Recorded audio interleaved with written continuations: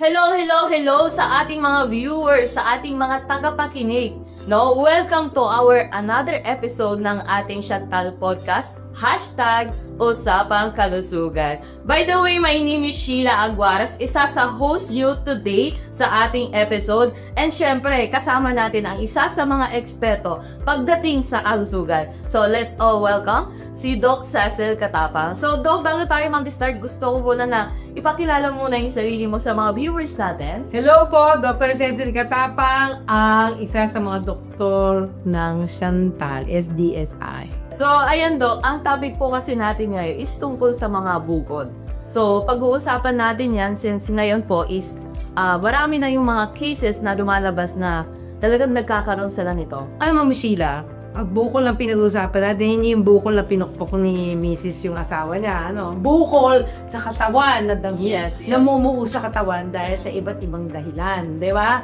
So, may bukol na nakakapaka kung saan sa parte ng katawan, kagaya ng leeg, dibdib, kilikili, o saan man sa parte ng abdomen mo, di ba? Yan ang mga bukol na dapat nating pagtuunan ng pansin, di ba? Although, hindi naman lagi natin sinasabi na ang bukol ay nakakatakot o baka maging cancer. No, some are really just benign and some are medyo baka papunta ng cancer. So, depende kung anong klase. Kung anong klase yan. bukol. At saka usually depende sa location. Yes, ho. Alam mo yung doktor, pag may nakapambukol sa dede, pagkali ng bukol mo nasa upper outer quadrant, ang taas ng incidence ng baka cancer. Pero pag ang bukol mo nandito, Yes. mukhang sasabihin niya, hindi naman cancer. Kasi depende yan sa location. Yes, Doc. Actually, tama ka po dyan, Doc. Kadalasan kasi sa mga tao, pag sinabi nilang bukol, iniisip nila, simple lang to. Simpleng pamamaga.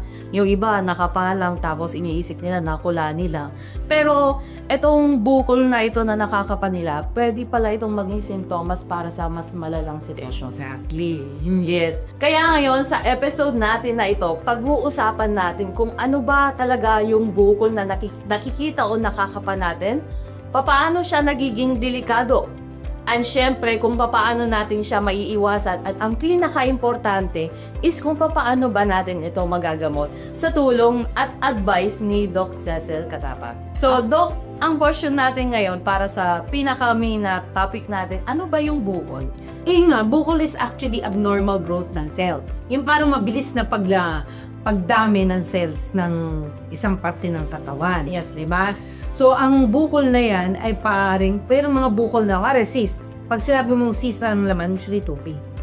Putukin mo yun, alis na yung tubig.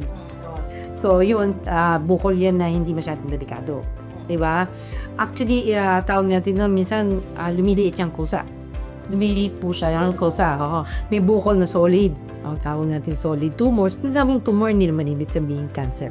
Ibig sabihin bukol. English lang ng bukol, tumor. Totoo yan. At ang bukol mabilis lumaki. Pwedeng cancer, pwedeng hindi. Actually, it's not always true that if yung bukol ay mabilis lumaki, cancerous. Diba? So, kailangan bukol, pa-test mo. Diba? Pa-biopsy mo. Lalo pag bukol. Para malaman mo kung cancer o hindi. Based po sa mga naging nakakausap natin, no? Lalo na ako kasi syempre, marami akong mga kausap na may mga iba't ibang klase ng bukol. Ikwento mo. Yes. Yung naging kliyente mo na may bukol. Di ba? Kinuwento mo yun, nakita ko yun sa chat eh. Yes, Doc. Kwento mo, anong bukol nga meron yan? Yung bukol po niya is naging breast cancer niya. Tapos anong may ininom siya, di ba? Yes, meron. Tapos ilang araw ba? Nakailang bote? Nakabote na ba yan? Nakailang bote na yan? Box po yung hila. Nakailang box na. Tapos, bago naglumiit yung bukol. Naghilom po kasi may sugat na. Ayoko na pinadala mo pala yung picture niyan, di ba? So, yung bukol niya, lumala. Lumala po siya kasi unang-una dahil sa takot.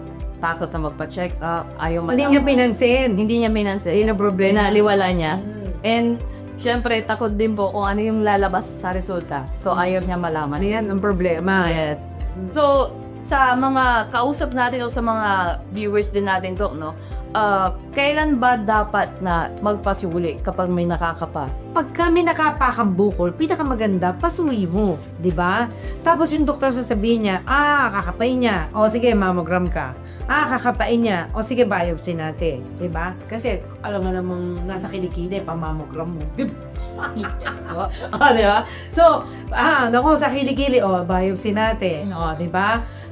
Nasa leeg mo, kunin natin yung buccal biopsy. Yun ang the best. Sa biopsy ba, Dok, ano ba yung madalas na ginagawa para gawin yung biopsy sa may buccal? Yung biopsy, syempre, ino-opera yun. Yung parang hinihiwa, kukuha ng konting parte ng buccal, tapos papa-examine sa pathologist. So, pathologist, magre-gagawa ng report yan. Ang report niyan, cancer cell. Meron. Differentiated cells, ganyan. Wala yan, yung buccal niyan, alam kwenta yung cells niyan, benign yan, ayun. So, based on that, manalaman mo kung cancerous o hindi yung buccal.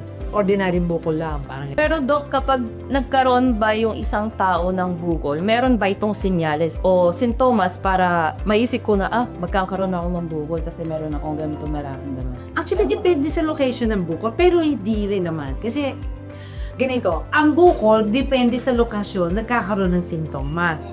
Wari, ang buccal ay nasa tiyan, no? Nasa loob, nasa matres. Paminsan, pag cancer yan, duduguin. Cancer. Diba? O kaya duduguin. Sa matres. Pag nasa ovarian cancer, magkakaproblema sa pagre-regla. O kaya, malaki yung tiyan. Lumahat ka na, malaki yung tiyan. Kaya kayo buccal pala. Yes, so depende kung nasaan yung buccal ang sintomas. Iba't ibang buccal, iba't ibang location, iba't iba ang sintomas. Okay. So, Dok, ang mga buccal ba is cancerous ba siya? O may iba't iba tayong klase ng buccal? So, hindi lahat ng buccal cancerous. May dinatawag na benign o hindi cancer. May buccal na maaaring maging cancer. Diba? So, yun. Para malaman mo kung benign o cancerous, biopsy mo. Pero since Doc, yung mga kausap kasi natin, yung mga client natin, since yung iba doon is takot sila magpa-check up, ayaw nilang magpatingin. So kahit may nararamdaman na sila kubikirot, ayaw nilang magpa-check up, no? So Doc, paano ba nating masasabi na yung buccal ay cancerous? Pag sa breast, kung halimbawa, lumalaki siya, tapos nagkakaroon na ng changes sa breast para malaman mo kung cancerous. May kasamang sintomas. So, for example, may buccal, meron kunwari nipple discharge o nasa dede. Pagka kunwari ang buccal nasa matres, dinudugo. Pagka ang buccal kunwari nasa kilikili o merong mga ibang changes na lang makikita sa kilikili. So, pag may accompanying symptoms like bleeding, cessation of menses, pwede rin, o kaya may mga nipple discharge o kung ano, yan baka maaaring cancer. But usually, late stage na yon. Siyempre, ayaw mo paabutin doon. Gusto mo, maaga pa, mapigilan na yung pag-ano ng buka. Yes. Kung cancer man yon, mapigilan mo magkaroon ng kasamang sintomas, di ba? Una, lumiit yung buccal. Pangalawa, huwag lumaki ang buccal. Di ba? Kaya dapat, bago mo magkaroon ng kasamang sintomas yung buccal, naagapan mo na yon. Diba? Umintay kasi mahal magpagamot. Tama. Pero Doc, ang buccal ba ay meron lang specific na part sa katawan natin na tumutubo siya? O buong katawan natin? Meron, diba? Kahit nga sa mukha, may buccal, diba? So, iba't yun nga. Buong katawan natin. Miski nga, scalp, mayroong buccal. Tama. Kasi diba pag nauntog ka, nagkakabukol ka? may isa kang kausap na client, Doc, no? Dito mismo sa pisngi. Diba? Dito. Tapos meron dito, meron din sa ulo talaga. It just shows, alam mo, na ang buko talaga, nag-a-appear siya kahit saan. Tapos, at itong bukol na to, maaari ring maging cancer. At ang cancer, at ibig sabihin, makikita mo rin to kahit saan. Diba? Yes. All over the body mong katawan, kahit saan. Kahit na mata, mayroong cancer. Okay. Oo. So, Doc, para sa atin, no? Para sa mga viewers din natin, ayan. So, paano natin maiiwasan na tayo ay magkakaroon ng buccal? May way po ba para maiwasan natin to? Actually, yung buccal, hindi mo naman alam na may buccal ka. Agad hindi mo nakapa. Yes, diba? tama. Ang gusto mo ay huwag lumaki ang buccal. So, yan ang dapat mong gawin. Yun ang magagawa mo. Kasi yung buccal, tumutubo yan di ba? Yes. So, ang gustong nangyari is, mapigilan lumaki. May paraan yon. Di ba? Pag may nakapa ka ng bukol, ayaw mo maging cancer, o hindi mo alam kung cancer o hindi, maaari mo mapigilan yung paglaki ng bukol. And sa atin, Doc, no, lalo na ngayon na hindi healthy yung mga pagkain, lifestyle natin, isa po yan sa pwedeng makakos. Kaya ang tao is nagkakaroon ng possible na magkaroon sila ng ganito. Nakaka-contribute yan. Kunwari ang bukol ay pre-cancerous o pre-malignant. So ba yan, hindi po talaga siya cancer. Pero naging malignant dahil hindi magandang lifestyle. Diba? Dahil hindi maganda yung diet. So yun ang nagiging problem. Saka kasama na din dyan yung stress, Doc, no? Huyat, mga ganon. Yan. So, ako, Doc, kuwari ako, ayaw ko magpa-check up, no? Ayaw ko pumunta sa doktor. Ako mismo, kahit nasa bahay ako, pwede ko bang i-check sarili ko mismo? Ano ba yung tamang way? Kuwari, meron akong bukol sa breast. Ano ba yung tamang pagkapa? Opo. Marami na tayo boto sa akin. So, maraming di ba pag naliligo ka, madulas yung breast mo, di ba? Yes. So, doon mo kapain. Di ba? Usually, pag dito kami nakapaka, upright upper quadrant, na mad moves mo, taas mo yung kamay mong ganun, tapos kapain. Di ba madulas nga ang suso mo pagka naliligo ka, mas madaling kapain. Yun. So, that's one way. Tsaka ang bukol, pag lumalaki talaga, makakapa at makakapa mo. Diba? Yes. And ang isa sa magiging question natin, Doc, since marami tayong mga nakakausap talaga na mayroong bukol, meron po ba itong gamot? Actually, usually ang bukol na ngayon, diba, bago ko na nakilala itong yung supplement na to. Dati, pag sinabing bukol, bilang doktor, alam ko, hihiwain, aalisin. Di ko akalain na ang supplement pala ay makakatulong para palitin ang bukol. At nakita na natin yan sa napakaraming testimonies na uminom ng supplement at nawala ang bukol nila. Ikaw witness ka dyan. Diba? Yes, tama. May mga ganun talaga na pwede palang makatulong, no? Hindi na cover up. Hindi ko halain, ha? Siyempre, doktor ako, alam ko, pag bukol, alisin.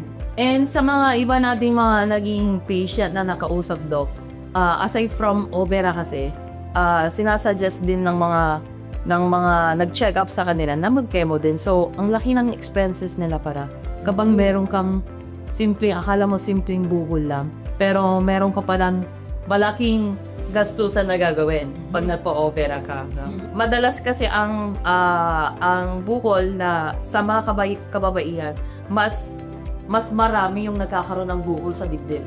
So, bukod pa sa dalawa yung magbubukulan dyan. Ano po yung Usually, bukod sa ulo, isa lang. Sa dibdib, dalawang potential na mabuulan. Gabuba. Yes. Like, let's say, bukol sa dibdib, Doc. Anong po yung suggestion na dapat sa isang taon, ilang beses dapat nagpapacheck up, nagpapatingin? Pwede na isang beses sa isang taon naman magpa-check up Kasi ulahan mo nakakapa. Ba't ka magpapa-check up na magpapa-check up, diba? Basta ang importante is, nung chine-check, pag may kakapa kang bukol, pa-check up mo. Kung wala man, actually routine, diba? Ang mammogram, dapat routine yan sa mga, sa physical exam. Or pinapagawa mo yan taon-taon din. Yes, yun. Kasi minsan, alam mo, itong taon na to na nakita, next year may nakita na. Diba? May ganun po kasi. Meron, ganun. Hindi siya lumalabas kaya. Scanning na yung ginagawa. Pinapascan yung buong katawan. Yes, para sa mga receptor ko. Ang daming mga na ginagawa. CT scan, MRI, mounted scan. Napakamahal yan, diba? Ang mahal, Doc. Yung CT scan na, saka yung biopsy, di ba? Sa case ng mga client natin, Doc, meron po ba kayong supplement na pwedeng mai-recommend sa kanila or mga food supplement na makakatulong po sa kanila? Marami, diba? Pero yung isang napakagandang, kasi, maikwento ko lang Isa sa mga dahilan kasi ng bukol, diba, inflammation. Yes. Yung parang namamaga. Ang Dr. Vita, meron siya very potent supplement na napakataas ng turmeric. Ang Optimin. Ngayon, dahil ang bukol, ang isa sa mga dahilan is inflammation. At ang turmeric na laman ng Optimin, very potent anti-inflammatory. Ang mangyayari today, mapitigilan ng Optimin ang paglaki ng bukol. Dahil nga, potent anti-inflammatory siya. So, sa mga supplements ng Dr. Vita, ang Opcumin ang isa sa pinakamaganda para mapigilan ang paglaki ng bukol. And Doc, ang Opcumin Pro ba is nakakatulong din? Kasi yung ibang mga may bukol is kumikirot siya. Sumasakit na po siya. Isa sa mga dahilan ng pananakit ng bukol, again, is inflammation. Yes. And since sumataas ang turmeric ng Opcumin, masusuppress yung inflammation. Pag nasuppress yung inflammation, mawawala pamamaga, mawawala ang pain. Kasi may mga client po tayong ganun na nakakaramdam sila ng pagkirot. Lalo na kapag nagbubuhat po sila ng mabigat, napipwersa sila. Sumasapit po siya. At saka hindi lang yan. Alam mo, hindi lang sa bukol maganda Opcumin, ha? May rayuma ka. Opcumin. Maganda. Diba? Maraming value ang Opcumin, ang turmeric na naman ang Opcumin, sa katawan. Isa sa mga dahilan ng cancer din is inflammation. And pag nasuppress mo yung inflammation, mapipigilan mo ang panlaki o paglala ng cancer. Isa sa dahilan ng diabetes at saka ng hypertension is ang tinatawag nating inflammaging. Ibig sabihin, inflammation that results from the aging process. At pagka na-address mo yung inflammaging, papipigilan mo ang mga degenerative diseases o diseases na lumalabas dahil sa pagpalala. Ang Opcumin Pro, hindi lang siya sa bukol maganda. Marami siyang value sa katawan. Diba? As a matter of fact, alam mo, kinkwento ko sa'yo kanina yata, diba? Pag yan ang pinakamagandang time para inumin ng Opcumin Pro is at bedtime. Kasi nakakatulong yan sa pagpapaganda ng tulog. Oo, hindi ko rin nga alam yan, nalaman ko lang lately. Hindi ko akalain na ang Opcumin Pro dahil sa turmeric ay maganda sa pagtulog. So, napakaganda mo pala ng ating Dr. Vita Opcumin Pro. Hindi napakaganda. Hindi na Hindi siya maganda, hindi siya napakaganda. Napakahusay niya para ma-address. Oo. Kasi pag maganda, ikaw lang yun. Pag mahusay, ang Dr. Vita Opcumin Pro yun. Kasi, di ba, marami, bukod sa bukol, na talagang nakakatulong para palitin at mawala ang bukol na sa ibang kliyente, di ba? Marami siyang bago sa katawan. It's arthritis. Magandang Dr. Vita Opcumin Pro. Kasi nga inflammation, anything related to inflammation can be addressed by Dr. Vita Opcumin Pro. At paano mo laman na may inflammation ka? Kung may nararamdaman ka pananakit sa katawan mo, masakit ang balikat mo, masakit ang bewan mo, masakit ang balakang mo, ibig sabihin meron ka inflammation. Some form of inflammation happening in your body. And Dr. Vita Opcumin Pro can support that or address that. So, napakaganda, no? Oo, hindi maganda. Mapakahusay. Dahil ang maganda si Sheila. And so, napakahusay pala ng Dr. Vita Opcumin. Yes. Kasi, hindi lang siya nakafocus sa bukol. Marami siyang mga benefits na pwedeng maidulot o maibigay sa ating mga katala. So, ayan, Doc. So, thank you so much. And sa mga viewers natin, no? Ayan. So, bago tayo matapos, ayan, thank you so much, Doc, sa napakahalagang impormasyon na narinig namin, nalaman namin galing po sa inyo. So, sa mga viewers natin, sa mga nandito sa episode na ito, no, kung ikaw man ay may nararamdaman o di kaya may nakakapangbuhol sa iyong katawan, huwag na mag-atubiling magpakonsulta sa doktor. At para sa dagdag na proteksyon sa ating katawan, subukan ng Dr. Vita Opcumin Pro para sa natural at para sa panlaban sa bukol. And Doc, bago tayo matapos, any message po sa ating mga viewers? Ang Dr. Vita Opcumin Pro ay hindi po maganda dahil si Sheila yon. Ang Dr. Vita Opcumin Pro ay napakahusay para mapanatili ang health na inyong katawan. So, ayan guys, maraming salamat. At sa mga kasama natin dito, ayan, abangan niyo po ang susunod natin na episode dito sa Chantal Podcast. #Usapang Kalusugan. Maraming salamat po.